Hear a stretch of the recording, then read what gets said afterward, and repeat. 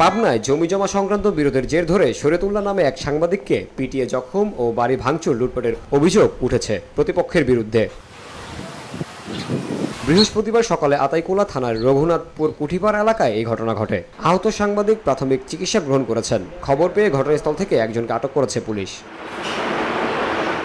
ভুক্তভোগী ও এলাকাবাসী জানায়, দীর্ঘদিন ধরে রবিউল ইসলাম, নাসিমা খাতুন, জয়নুদ্দিন, টুটুল হোসেন, রইজ মল্লিক, হানিফ রঘুনাথপুর মৌজার ৪৫ একর জমি নিয়ে মাঝে মাঝে জবরদখল করার পায়তারা করে আসছিলেন।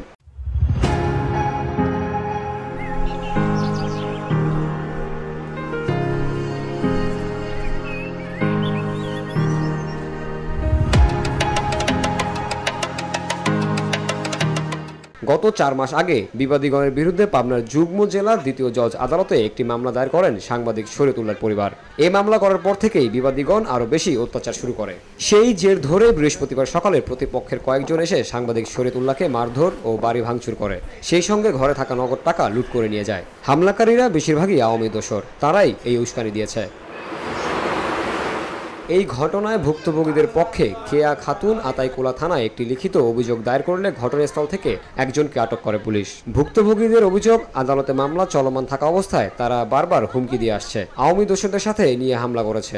আমাদের বাড়ি, আমার বাবা মারা যাওয়ার পর যে আমাদের জমিটা রেখে যায়, সেই জমিটা আর কি, সেই জমি নিয়ে আর কি বিতর্ক। পরে আমাদের ফুবুরা আমাদের কাছে আসছে, আমরা বলছি যে আচ্ছা এই জমি নিয়ে সমস্যা হচ্ছে, আমরা এটা নিয়ে তোদের সাথে সমস্যা সমাধানে আসতে চাই। কিন্তু আমরা যা বলি ওরা সেটা বলবে না। এই জমি নিয়ে মামলা চলতেছে, বারবার আমাদের কাছে কাগজ নেওয়ার জন্য আসছে। আমরা বলছি যে এটা কোর্টে বিচার হবে বা কোর্টে আমরা মামলা করছি, তারা তা মানে না। না মানার পরে আওয়ামী লীগের লোকজন দিয়ে তারা আমাদের কাছে এসে জোর জবরদস্তি করে। আবার কাগজের জন্য বলে যে ওদের কাছে আছে, সামলায় রাখছে। আমরা এত বলার পরেও তারপরেও শুনে না। না শোনার পরে আজ গত 2 দিন এরকম যে সাইডের মানুষ লাগাই দিছে আওয়ামী লীগের লোকজন। তারা প্রতিনিয়ত, তার একটা বোন আসছে, তারা প্রথম অবস্থায় খারাপ ব্যবহার করার পর সেটা লোকজন ডাকিয়ে মাপ চাওয়ানো হয়েছে। তারপরেও সেটা না মানে তার বোনরে ডাকিয়ে আইনে 2 দিন যাবত যে মুখের ভাষা খারাপ করে আমাদের বাড়িতে টিকার মতো কোনো ব্যবস্থা নাই, সেই ব্যবস্থা ছিল না। পরে আমার হাজব্যান্ডকে ফোন দেই যে সে বাড়িতে এসে একটা ব্যবস্থা করুক, যেহেতু আমরা মহিলা মানুষ দুইটাই বাড়িতে থাকি, আর কেউ থাকে না।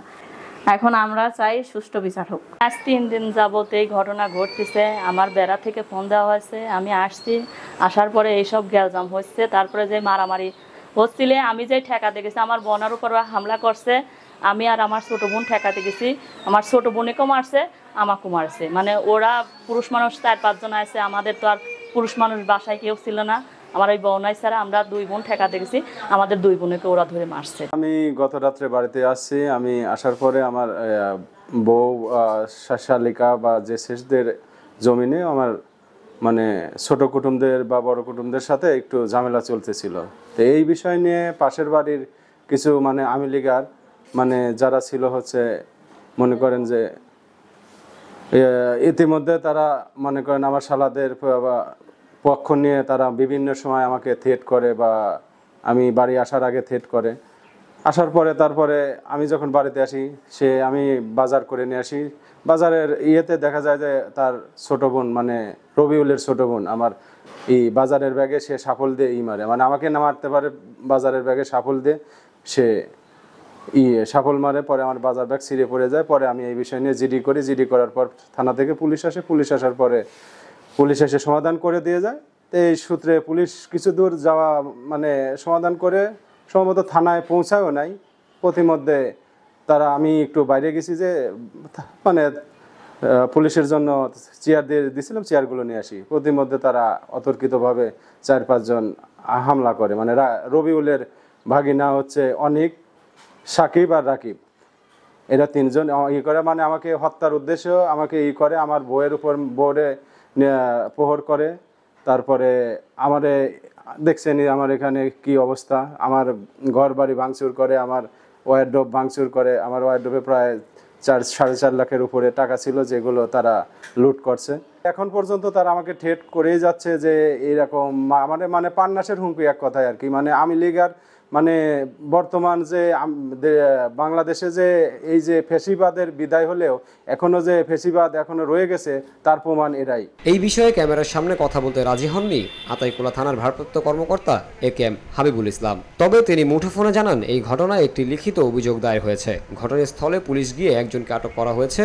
এর সাথে আরও কেউ সংশ্লিষ্টতা থাকলে তাদের বিরুদ্ধে ব্যবস্থা নেওয়া হবে। এই ঘটনায় অভিযুক্তদের বক্তব্য নিতে গিয়ে তাদের বাড়িতে কাউকে পাওয়া যায়নি। পলাতক থাকায় তাদের বক্তব্য নেওয়া সম্ভব হয়নি। আপনি ফাউল বলে একটা কথা কইছেন। VOD Bangla news desk.